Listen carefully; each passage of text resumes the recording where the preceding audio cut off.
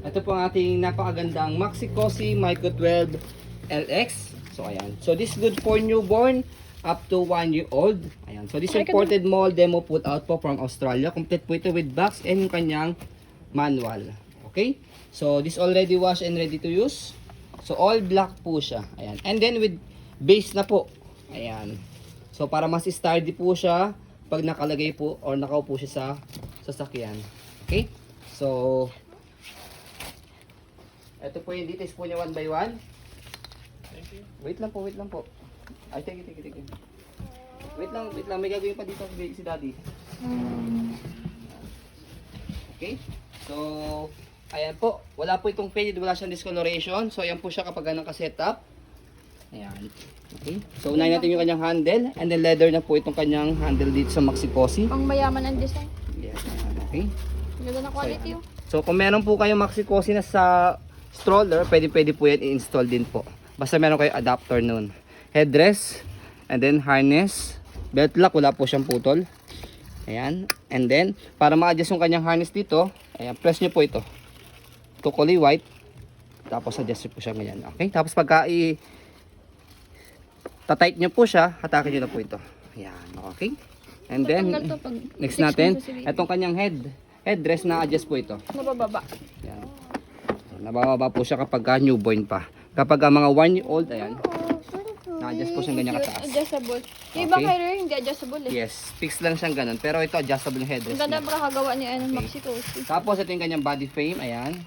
So, magnetic na po ito ha, yung kanyang harness, yung belt lock po niya dyan. So, try natin muna para makita po ninyo. Wala po yung putol. Ayan. Para kahit si mami lang ang maglalagay kay baby dito sa car seat, ayan, kayang-kaya po siyang install. Ayan. Okay, kabilang side ang body frame. Ayan. Tapos sa likod, meron po siya rito another bed. Nilalagay po yan sa roof o kaya po sa likod po ng upuan for another support. So ito po siya. Okay, tapos ito yung kanyang base. Ayan. Expiration. So meron po ito expiration manufacturing date 2022.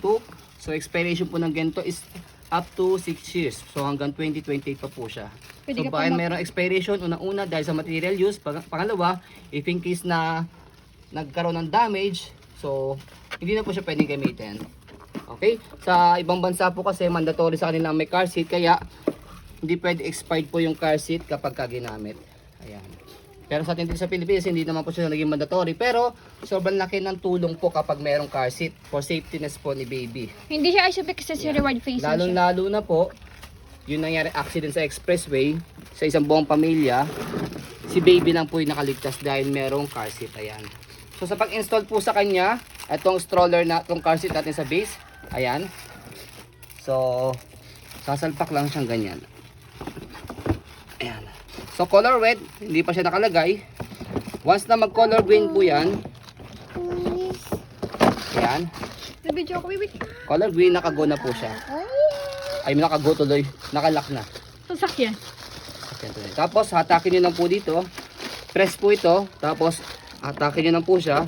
Pagtatanggalin po yung car seat. Ang kinagandaan ng gantong car seat, kahit hanggang 1 year old lang po siya, ayan, is if in case na pupunta po kayo sa inyong clinic for check up the baby, hindi nyo na po bubuhatin si baby. Tatanggalin nyo na lang po siya sa kanyang seat belt, tapos bubuhatin nyo na lang po ito. Ayan. Hindi naman po ito kabigatan. Ang estimate weight po ito around 3 kg. Ayan. Bit-bit nyo po siyang ganyan. Ayan. Siyempre si daddy magbubuhat. Ayan. Yung manual niya. Ito yung box po niya. So ayan po, as you can see, very details po kami sa po pag video. Kasi amin siya policy na refund or exchange.